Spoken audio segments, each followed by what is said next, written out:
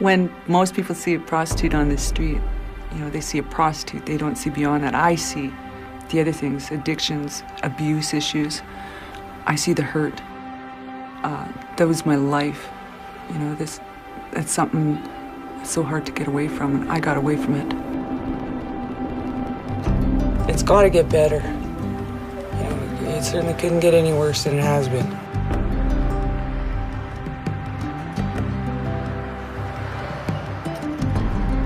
My name is Donna Noble. I'm 34 and I have 6 kids. 4 are being raised by others, 2 are at home with me, my babies. I have 2 grandchildren, and my daughter Lindsay, my second oldest, is pregnant again. So she's due soon. All my life, all I wanted to do was be a part of the community. Now I am.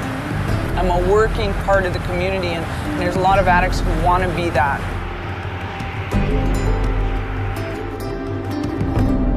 You know, and if anybody gets any kind of reaction from anything that I might share, please talk to your school counselor, your teacher, Marlene, anybody you might trust. I actually met Marlene in 1991, so it's 9 years. I remember when I met her, I was an angry woman. I sat back and, you know, she's got her Woody and her condoms and she's gonna show me how to put a condom on. You can't tell a hooker how to put a condom on, honey. I know how to put a condom on, you know? You know, I walk into a lot of schools and a lot of kids, some kids will be sitting there and they'll be looking at me.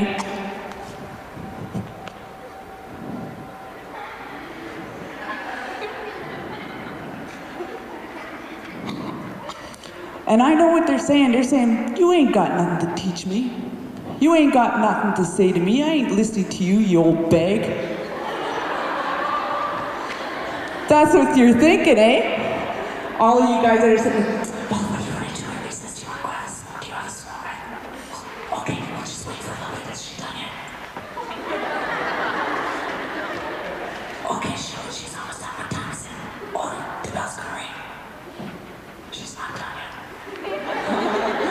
you guys are forgetting I'm a gamble woman. I started using intravenous drugs. Anybody know what that is? No? Needles? Needles? Yeah, needles. I started fixing when I was 17, and you know what? I didn't plan on that either. When I was a little kid, sitting in the tree house there, I never said, you know what? Candace is my cousin. We used to play in the tree house. I never sat there and looked at Candace and said, you know what, Candace? I think when I grow up, I'll be a hooker. I think when I grow up, I'll become a junkie. I think when I grow up, I'll become a drunk so bad that I'll look like everybody else in my family. I never grew up thinking that. I never thought I would ever become that. I didn't choose to be that. I ended up there because of my choosing to drink and putting myself in situations. I lucked out because my creator believed that it was time for me to quit, and I was supported by a whole bunch of people. Now, some guys, we were just saying earlier, complain, well, that won't fit me, you know? And the truth of the matter is, I need a guy's arm. Your arm is good. Okay. Give me a guy's arm. These ones are good condoms, okay? That's really gonna hurt. And you put it on, and always remember, guys, get comfortable with your penis. Okay? Get comfortable with your penis. What if it breaks like that? Well, you know what? You're not gonna have it on your hand. 7:30, I gotta go to a meeting. Janine, I need your help. Are you gonna help your brother? With my bedroom. Clean with me, and then it will be more faster. Aren't we gonna records? Yeah. If you help me, yeah. Janine.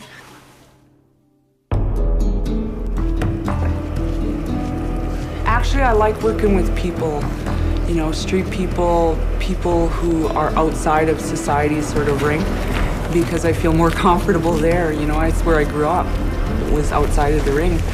So going into the correctional is like going home.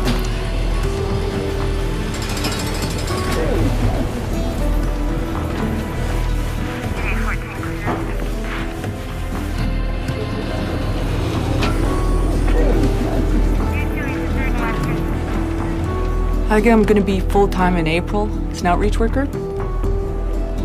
I feel the work I'm doing is important, not just to me, but to the people I talk to. Like, I haven't been home for 7 years, 8 years, and a lot of people, they don't know the difference, eh? Yeah. I know that's one of the reasons I'm scared to go home, though, eh? Is because a lot of people, they don't know the difference, eh? Between AIDS and HIV. Yeah. Half those people, they think I'm dead already, eh? So, I'm facing a big obstacle here. Well, you show them. If you need your family down, we can help you out that way. You know? To look at me, you wouldn't know that I was a hooker. To look at me, you wouldn't know that I'm a junkie. I still carry like the scars, right? Yeah. When you're thinking about hookers, you know, you don't. We're not a bunch of nymphomaniacs. We're your sisters, your mothers, your cousins. What happened that you just said enough's enough? And you know, what was your turning point? What happened to you in your life that you said, okay, enough's enough. I'm not gonna go out there in the corner. I'm not gonna ram needles in my arm. This lady walked up to me and she said, can I give you a hug? Number one, women didn't want nothing to do with me, not normal women. And this woman walked up to me and she said, can I give you a hug? All of a sudden I thought, you know, if she could hug me, you know, maybe other people will talk to me, want to talk to me and want to hear me out. What I tell people coming off the street, you know what, don't expect to clean up right away and don't expect to be happy right away. In fact, it takes a long time because, you know, if you carry a lot of rage like I have, it's going to take a long time. Like even to this day, it's like 6 years later and I just, some days, you know, and but what I do know, the awareness today is, I know behind that rage is a lot of pain, and not just me, it's just the girl who was never listened to, because sometimes I can even visualize that little girl, you know, the uncles put them on the knee, stick the hand up the dress, or, you know, times when my mother kicked me around because the house wasn't clean after she was gone for 2 weeks, leaving me with my brothers and sister, you know. So I got a lot of things to deal with, and you know, that's all going to be a process. And for people to expect that street people especially are going to get happy-go-lucky all of a sudden, you know, no. As a little girl, I was given change all the time. I was given $1 or, you know, a little bit of change, you know, and my, quote, uncles used to touch me and, you know, sexually abuse me or molest me, you know, and then they would give me money to pass it over to ease their guilt, you know, and as a child, you know, I would run to the store and I eat to make it better. She really enjoys working with people, and whatever she does, I'm behind her. Like, you know, and all the garbage that went through when she was a little girl till when she started straightening her life out, we dealt with all that, like me and her. We sat together and she told me how I hurted her and me in return. And I think that's the best thing we ever did. Because today she's more than a daughter, she's my best friend. Hi, this is Donna Noble, and yes, I'm getting married Saturday the 25th at 1 p.m. Reception is to start at 3, and the dance is at 6. Oh man! Okay, now what do I do? You wait. My ideal dream was when my kids are grown, my grandchildren might come visit me, but I would have a cabin, you know, old wood stove, and the big garden, my own garden, so I can play around in there, and I would write a book. And I met Joe at the Wapayton Sundance, and I think we got together because we both have a past. We have come together this afternoon to witness the marriage of Joseph Whitehead and Donna Lynn Gamble according to the Marriage Act of Saskatchewan. Marriage is a time-honored institution based upon traditions of law and social custom. It's a partnership of two people devoted to one another. A partnership sustained by Joseph Whitehead. To be my lawful wedded husband. To be my lawful wedded husband. As you have exchanged rings as a token of your love and affection for one another, by virtue of the powers vested in me out of the Marriage Act, I do now hereby pronounce you Joseph Whitehead and Donna Lynn Gamble to now be husband and wife. You may kiss the bride.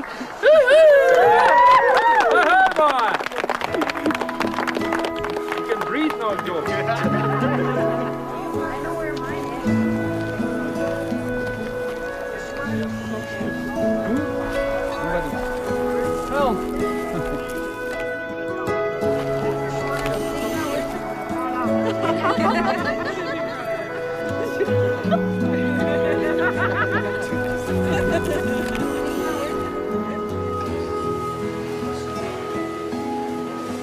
All of this and my dream coming true, eh?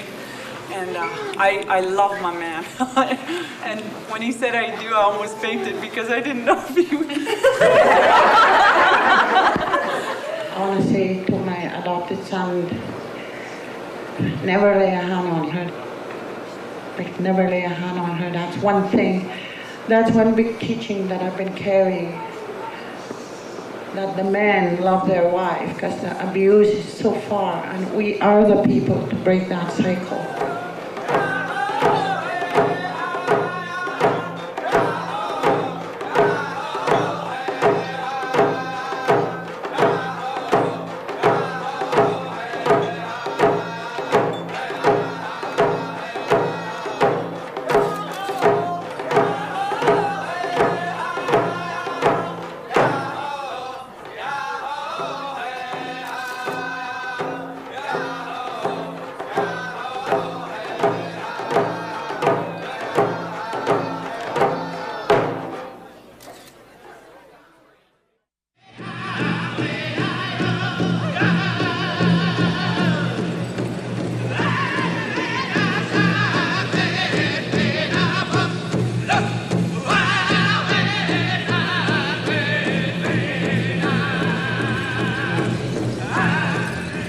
My auntie took me out dancing.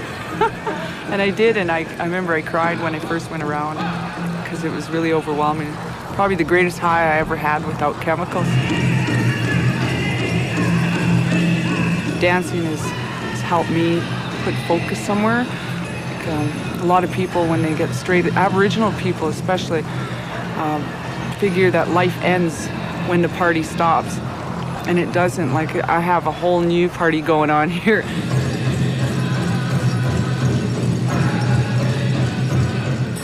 I could go into a powwow feeling like I don't belong, and then I'll have all these old ladies who will come up to me and give me a hug and a kiss, like they've become my family. Young people are saying hi to me. Couples are, you know, calling me over and, you know, talking to me, and it's just, it's a family. Like, I had a street family. I had a street family for years, and that'd probably be the biggest reason why I wouldn't leave the street. Now I have a powwow family, like a round dance family, and they're the most support to me, and they're the reason I keep coming back.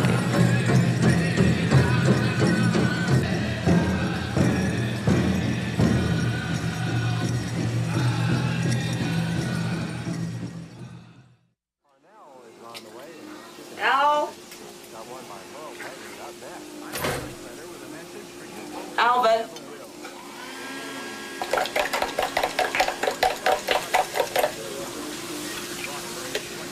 Ginny? Do they serve Vico at school? You don't want butter on your toast? Both my babies are recovery babies because, you know, Janine remembers some things. You know, out of the blue, she might say, well, I remember somebody with needles, you know, because she was around when I started again. And I don't know if she remembers about the drinking, but she was very small, like she was about 18 months, 2 years old. Was that you who last went to the bathroom? Yeah. Did you look for the toilet? Seat? You're a good boy. You're learning, my boy, you're learning. This year I learned a little bit about FAS and I wonder if maybe that's a part of it. He's a recovery baby, I guess, plain and simple, and I know he's not comfortable with a lot of people around, and he gets overexcited and does and says things that aren't appropriate. I could say that I probably drank. I don't know, I did drink. And the other thing too is I used, like drugs, eh? It just happened, like someone offered me a cap and I thought, oh, I'll just have one fix. And I was on my way, like I had that one, and like $1,200 later, like I was gone, and of course then I couldn't quit, and I didn't quit, and right until he was born, I induced my labor with all the, you know, R's and Coke that I was using. Like I got bad, and with him it worries me more because I was on drugs with him. So like with Alvin, I just work really hard. I try to have patience, I really do. I really work hard at being patient. Much. Me first? Hope you have a good afternoon, my boy.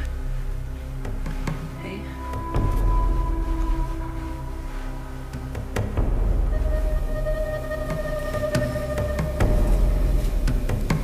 Okay.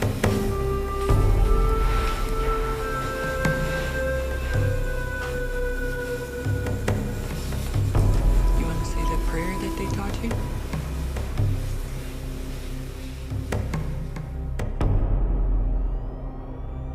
I met my birth mother, Donna, when I was 16. Like, the post-adoption worker, she came and saw me one day, told me that she thinks she found the woman that is my birth mother. So she had me write a letter. A couple weeks later, I got a letter back, and it was like, obviously my mother, a bunch of pictures, and she had her phone number, and the staff at Dojak let me call her. And I don't know, she did all the talking the first phone call. I just didn't know what to say. And then about a week later, they let her come visit me.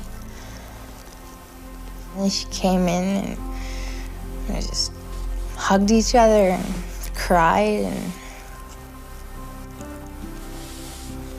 I just kept looking at her. I just remember, like, I had to memorize every characteristic she had, because it was just, I don't know, unreal to finally know where you're from or whatever. I'm the oldest, and then the one after me, my kokum has custody of her. And then the two after that, they both are adopted. So, I don't know, it kind of speaks for itself. I don't know. For me, it's sort of really agitating, you know, to see her. She's supposed to be my older sister, and it's like I'm the older one. Sort of figured out I had this whole different family that I didn't even know about. Like, I had 5 sisters, like 4 sisters and 1 brother, and, well, where'd they come from? You know, sort of thing. It's just really weird.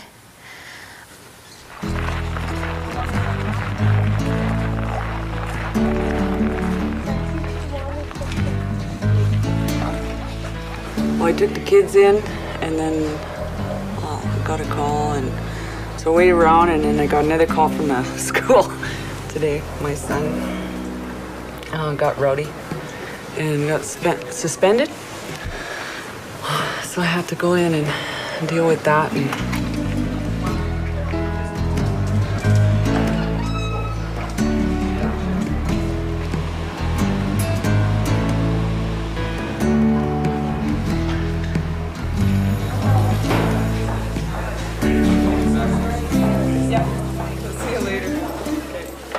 my kids, and I think, you know, I'm growing up like them, with them, I should say.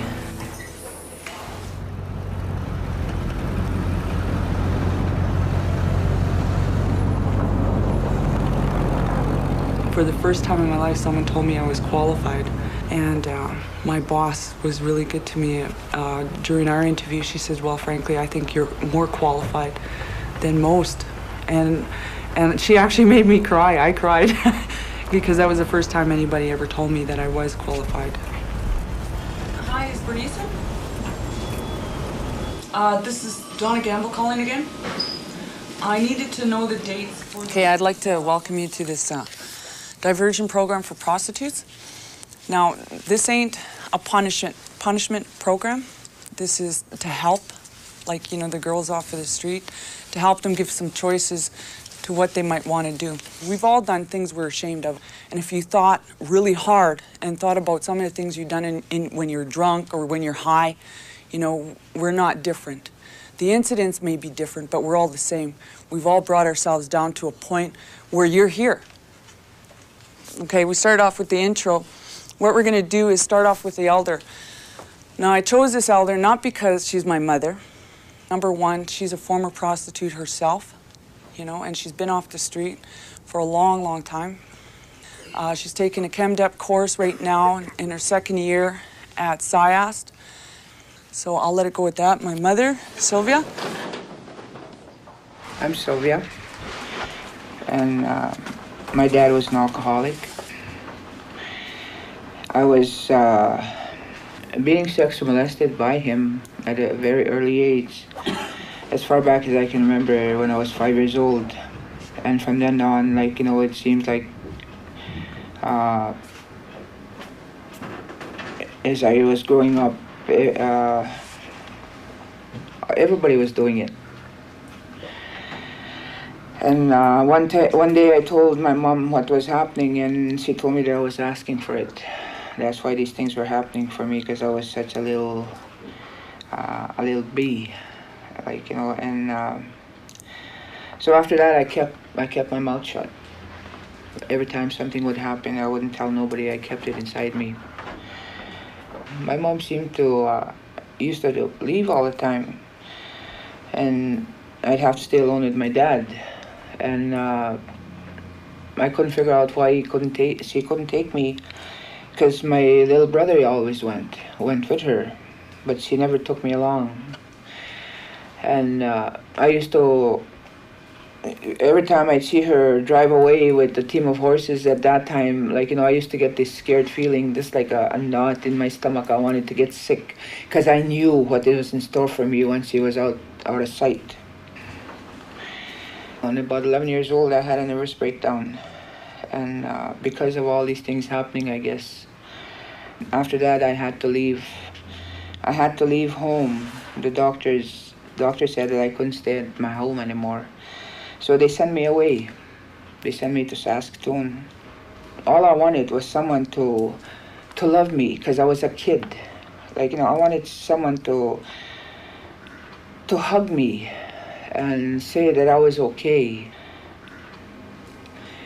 I'd stop at this one cafe in Saskatoon, and just to have a coffee or a Coke, like, you know, before I went home. And that's what I did that one day. And these men walked in, 4 of them, and this big man, like, you know, he came straight for me, and I really got scared, because they were all half-cut and talking loud. And this guy come and sat beside me anyway, and he said, he asked me what I was doing there. And I was just a little girl, like, and I didn't really know how to answer him. And then he told me that I was going to be his wife, but not that nice way. He told me that I was, you know, he was swearing and told me that I was going to be his wife, and that I had to stay put where I was sitting beside him. And he had me blocked, so I couldn't get out. And I didn't know what to do. Like, I didn't know if I should yell for help. I thought if I yelled for help, I'll get myself in trouble. And he took me to his room. And when he got me in there, he stripped me.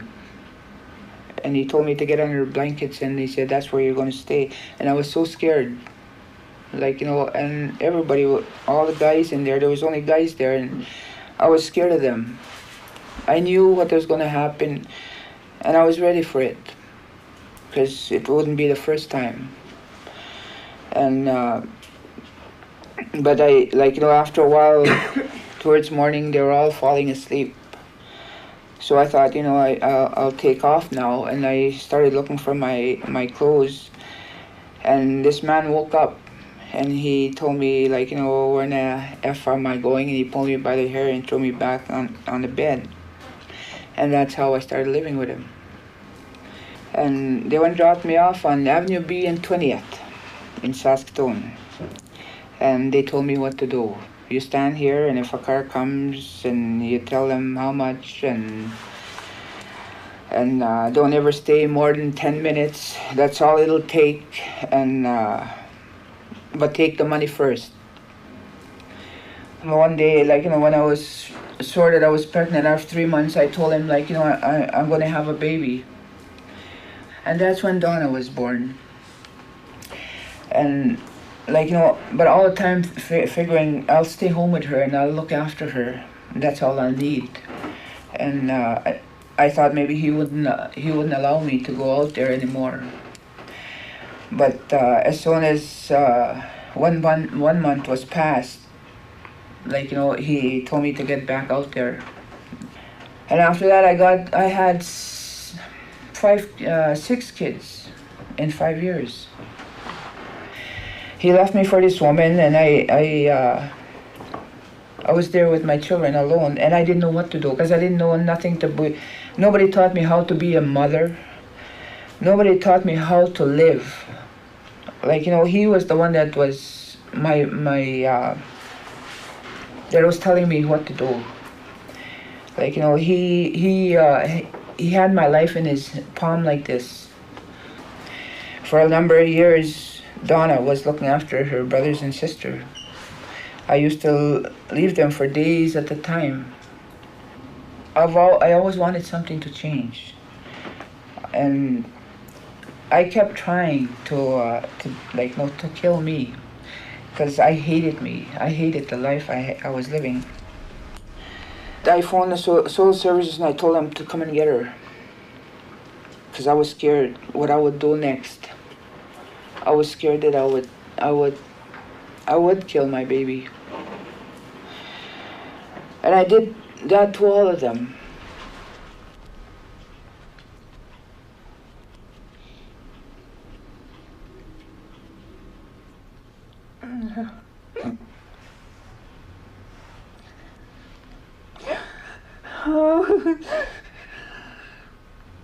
The more I listen to my mother, the more I get to know, you know, and learn about my childhood. You know, because I didn't know my mom gave me up because she loved me and she was scared to hurt me. I didn't know she felt ashamed and guilty about what happened then. I always thought she just hated me. So I learned, you know, my mother has her own story. I learned, and it wasn't until I moved to Prince Albert and started working on some issues and sitting with my mom in a healing circle and hearing my mother actually talk about my mushum sexually abusing her, about him selling her to his friends for a six-pack of beer when she was a little girl. So then I understand, all of a sudden, she is like any other woman that I've stood on corners with. You know, and the understanding then is there. Okay, I'll let Lindsay take over now, and be nice. She's pregnant with my grandbaby. Come on, my girl. For myself, I want the cycle to stop. I'm not out there. I thank God for that too. Each and every day seeing kids out there, it hurts. And I'm only 17, and seeing these kids out there, it just hurts. And seeing all the pain on their faces that they try and hide. And the pain my mom went through, and my grandmother went through, and my sister's going through now. I got that pain, so I just want to fix everything up for my family.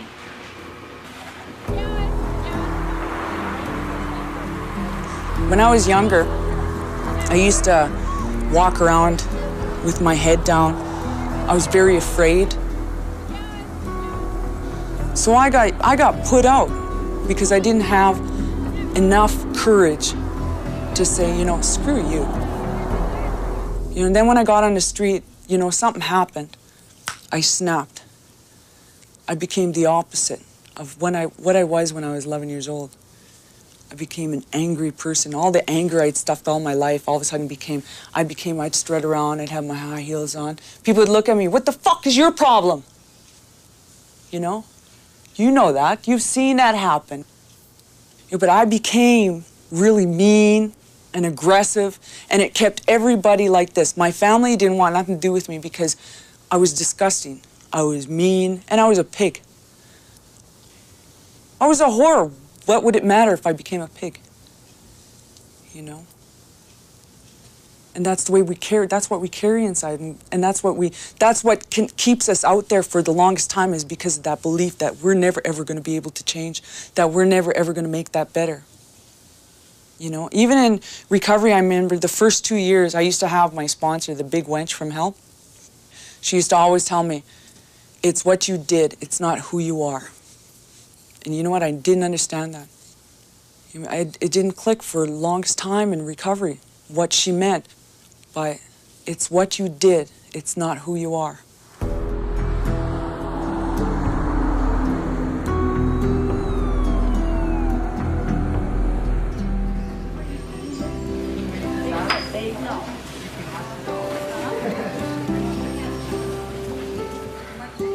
I'm at the Woodline campus in Prince Albert, taking chemical dependency, and I'm working towards my certificate and my diploma.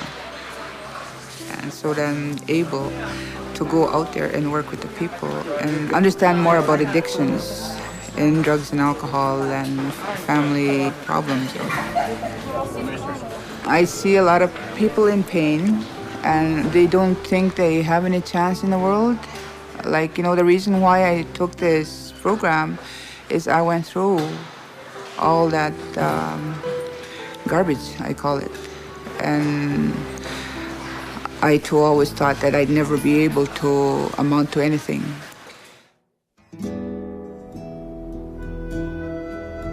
He's gone.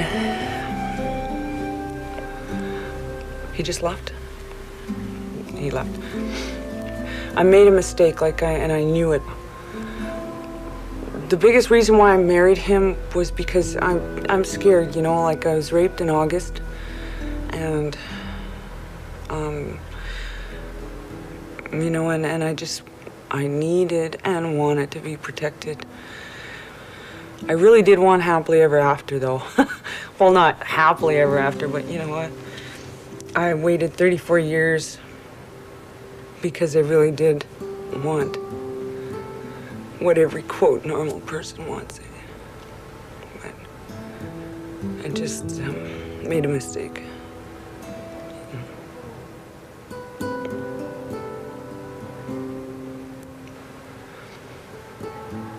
It just hurt me and hurt him, like he could have been on his healing way. And you can't fall in love with somebody who's just beginning on a healing journey, especially coming out of jail. It's hard to have too much on your plate, you know, in doing so. I know, because I was in early recovery, you know, I still am, really. My mom gave me a book on relapse and recovery. Right, she's taking counseling, of course. Yeah. My mom, the ever so helpful lady. So she gave me this book, and like, cause I'm hitting my crunch in the past 2 weeks, like a major crunch, and well, it's been ongoing, but this was it. This is bottom line. And she came over with this book and slid it over to me, and I started reading it, and I said, "Oh, Mom, I already know I'm in relapse." You know, it's the point before you actually, it's the insanity.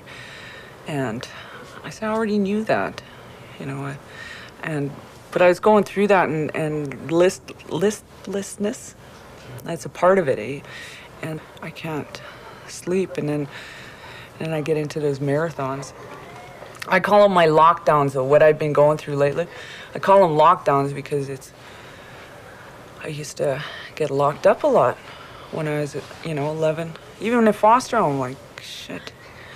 You go to your room. And that's why I don't like putting my kids in a room, eh?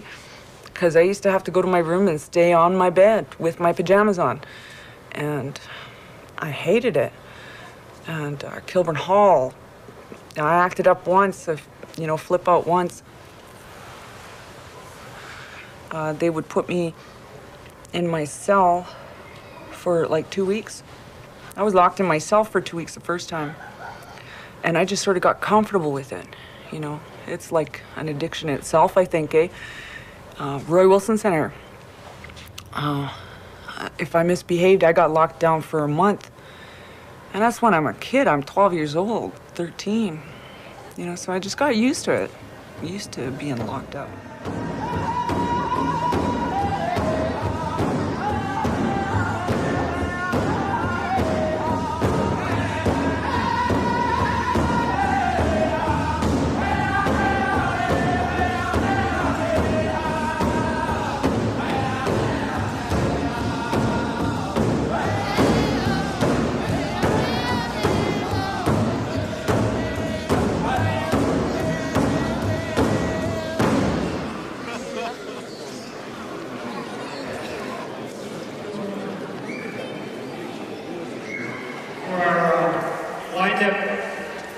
Tonight, we've invited a young lady from Beardy's, Donna Noble. Could you please come up?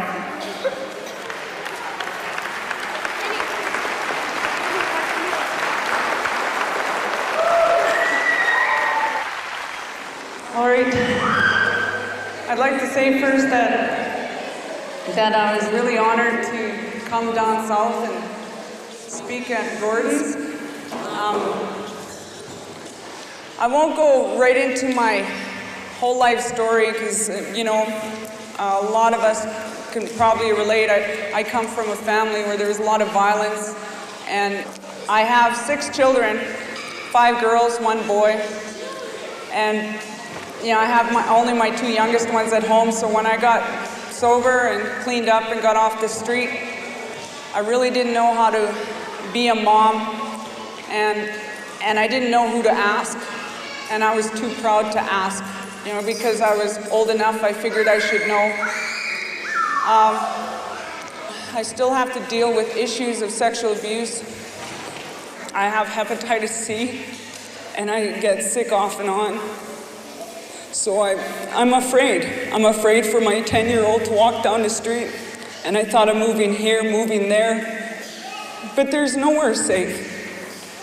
And all I can do, and all any of us can do as parents, as friends, is to pass on the information. I was telling the young men in this class, when you have to stick your knees in between a girl's legs, even if she is your girlfriend, even if she is your wife, it is not appropriate. If she said no right from the beginning, I don't want to do this, don't take it for granted. Because there's so many times, I don't even date no more. Like, I got married all for the wrong reasons because I wanted some kind of protection from men. I wanted somebody to look at me and say that I'm okay. So I got married to make it right, and it wasn't. I married somebody who's abusive. But the good news is people say it's a gamble thing, a stubbornness. But I chose to get out of it even though, I'm so afraid of being out here alone. And all I can do for my children is teach them, don't ever keep secrets, even the small ones. The ones you think, well, it doesn't matter. I've had secrets in my heart, my soul, all my life. And I don't know, I was sitting here and I was thinking, what am I going to say? I actually waited a long time to be at a round dance and be able to speak as a woman, a young woman. I want men to see that I am hurting. I want men to know that there's women, a lot of women like me, young girls who want to love and give love, but don't want to be used. A lot of guys kind of scoff at that and say, yeah, whatever. But look to your mothers. How would you want your mothers to be treated? You think about that, and then you think about the way you treat the woman you're with or the woman you want to be with. Because they got heart, and you don't know where they come from. I don't want to take up a lot of the round dance. I thank you for listening to me. I'm really grateful that you asked me to be here, and I pray to God that I can come back. Thank you very much.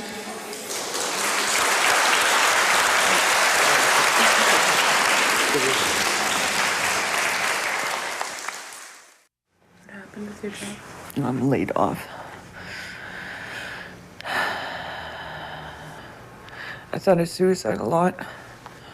I just think it's too late. I know it's too late. I don't. People, even elders, tell me that it's never too late. But you know, I have this feeling that it is. I don't really feel connected to my family right now. My mom's trying hard, but I don't know, for whatever reasons, I'm sort of back.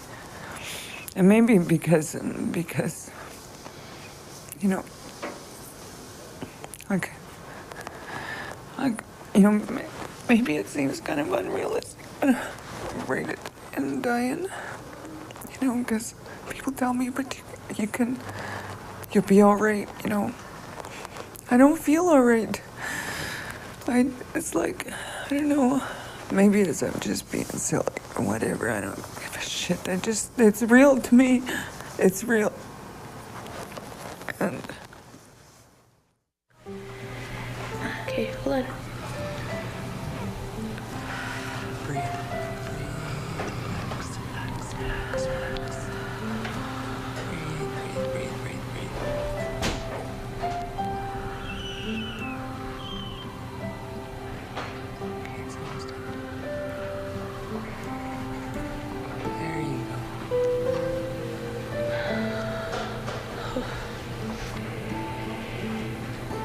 Can't wait till I can have my baby in my arms.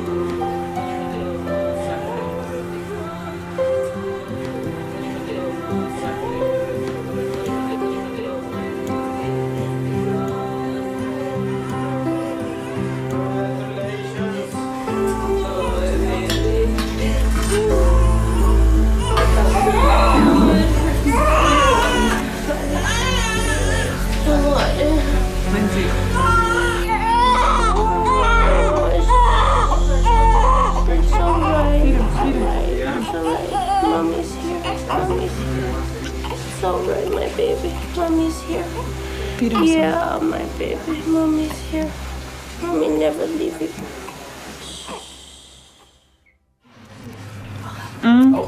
Here's Mom. We had a boy. You should have seen it. Already? You should have seen it. Oh, I can't go in there. Why? It's locked. No, we just tried it. No, you can get in there. Kim, not go. I want to go. Oh, I just got that. 6 ounces? Oh, you my Japan. Yeah, I didn't realize 7 pounds, 8 ounces. My Japan. He's my Japan. My baby, give me another baby. She said I can't. I'm not having any more kids. That's what I said. Let's see this. Look at The lips.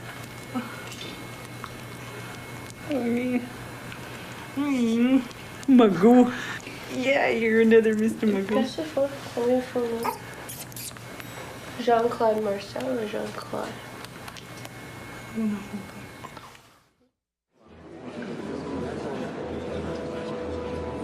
I'm so proud of my mom. I know she's gonna go far. I just can't get over it. I'm so proud of her, my mom.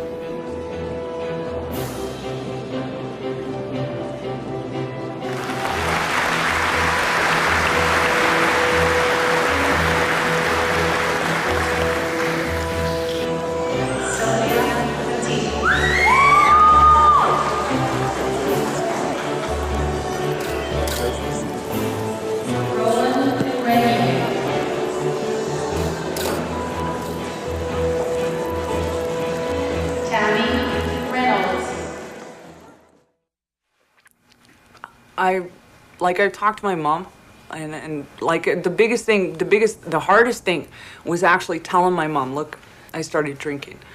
Let's cut the bull, because she knew and I knew. Well, she had an idea, but she didn't really know for sure. And I knew she had an idea, and I felt like guilt. And finally, I just told her, look, I'm drinking.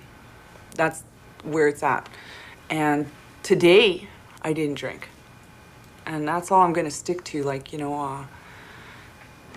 had to start somewhere, and some people go to treatment, some people go to therapy, and some people travel. I shave my head. It's just, I don't know. I did it once before in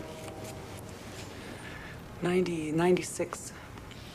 And I did it, I think mainly, I didn't know why I did it then, but at hindsight, I figured out it was because it was taking ownership of me, and part of it is anger, grieving, and just wanting to release, That doesn't mean I'm gonna stop healing. I'm not gonna. I did stop healing. I cut myself off from it. I cut myself off from my mom, cut myself off from sweats and everything else. And it was actually because my daughter, it was really weird. The other night, she told me she had a dream that she came to me to look for a nightgown. And she said in the dream, she asked me for a nightgown, and I didn't have one because she was going to go to a sweat. She needed to go to a sweat. So that told me that I have to get back there. If not for myself, for my children, for my family, it's good for my family. It's hard to leave the street, The girls here, they had a vigil for our sisters who died out there. We all have our stories. It started with a woman who hugged me too, Like this woman walked by with her husband and her son. They walked by, and I watched them,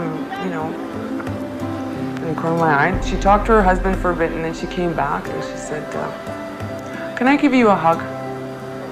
That's all she said. She hugged me. She made me cross my arms, and she hugged me. And she said, "Thank you," and walked away. It destroyed my world because she connected me to the outside world.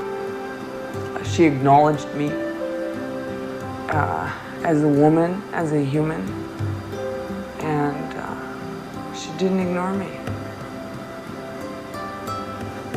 That was the kicker of anything, any treatment, anything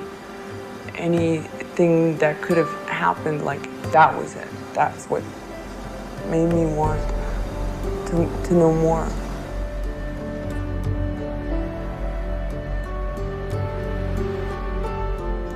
The calm before the storm. Well, I'm in the storm, and after a storm, there's always, beautiful skies. I'm sure that's what's gonna come. I hope I get there soon.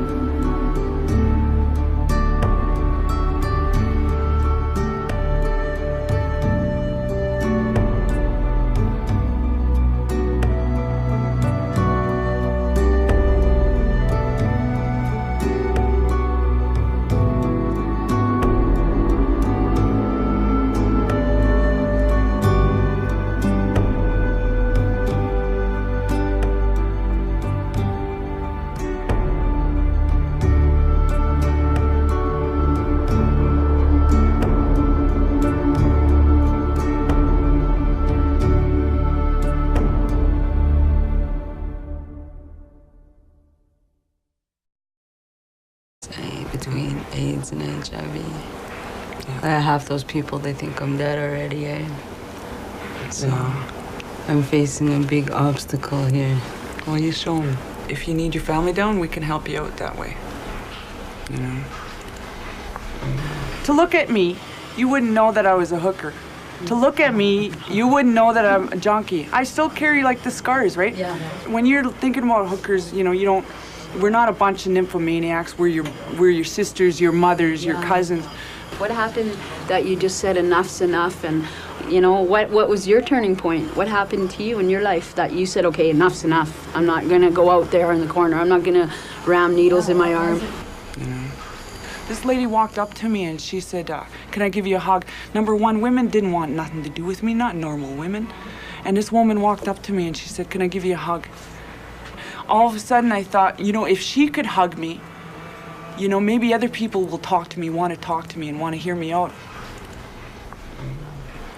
What I tell people coming off the street, you know what, don't expect to clean up right away and don't expect to be happy right away. In fact, it takes a long time because, you know, if you carry a lot of rage like I have, it's going to take a long time. Like even to this day, it's like 6 years later and I just, some days, you know, and a lot of... I didn't plan on that either.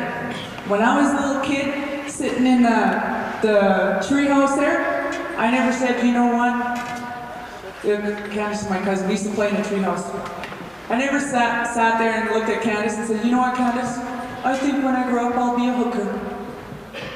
I think when I grow up I'll become a junkie. I think that when I grow up I'll become a drunk so bad that I'll look like everybody else in my family. I never grew up thinking that, never thought I would ever become that. I didn't choose to be that, I ended up there because of my choosing to drink and putting myself in situations. I lucked out because my creator believed that it was time for me to quit. And I was supported by a whole bunch of people. Now, some guys, we were just saying earlier, complain, well, that won't fit me, you know?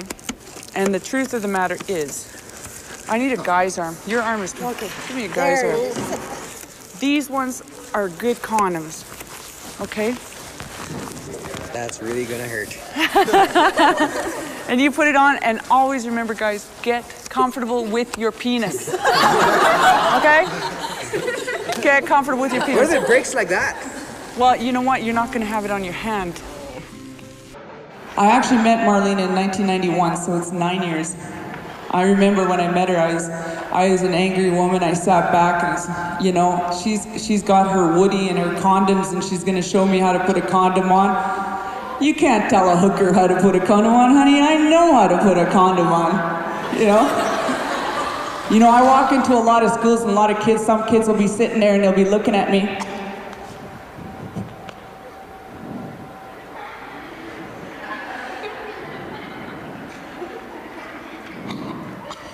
And I know what they're saying. They're saying, you ain't got nothing to teach me. You ain't got nothing to say to me. I ain't listening to you, you old bag. That's what you're thinking, eh? All of you guys that are sitting there, well, what are you going to do in recess? Do you want glass? Do you want a smoke? Okay, we'll just wait for a little bit. Is she done yet? Okay, she's almost done with Thompson. Oh, the bell's gonna ring. She's not done yet. You guys are forgetting I'm a gamble woman. I started using intravenous drugs. Anybody know what that is? No? Needles? Needles, yeah, needles. I started fixing when I was 17, and you know what? 7:30, I gotta go to a meeting. Janine, I need your help. Are you gonna help your brother? With my bedroom. Clean with me, and then it will be more faster. Aren't we gonna records? Yeah. If you help me, yeah? Janine.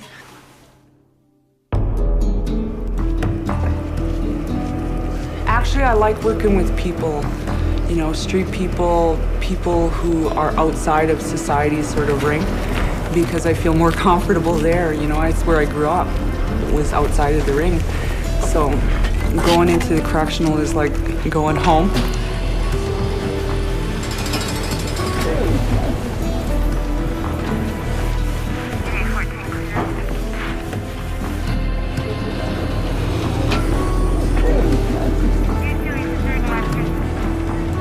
I think I'm going to be full-time in April as an outreach worker.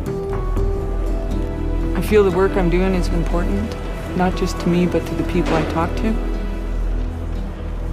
Like, I haven't been home for 7 years, 8 years, and a lot of people, they don't know the difference, eh? Yeah.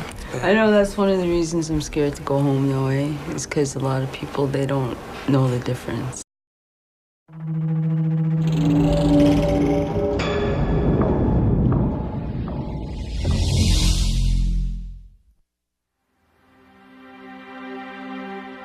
When most people see a prostitute on the street, they see a prostitute, they don't see beyond that. I see the other things, addictions, abuse issues. I see the hurt. That was my life. That's something so hard to get away from, and I got away from it.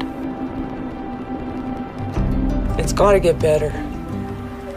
It certainly couldn't get any worse than it has been.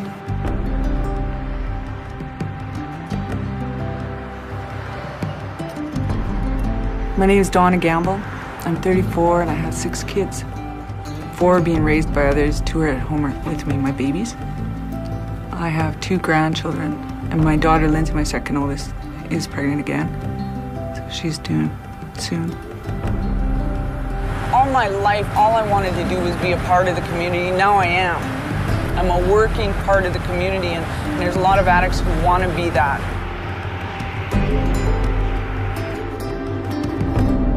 And if anybody gets any kind of reaction from anything that I might share, please talk to your school counselor, your teacher, Marlene, anybody you might trust.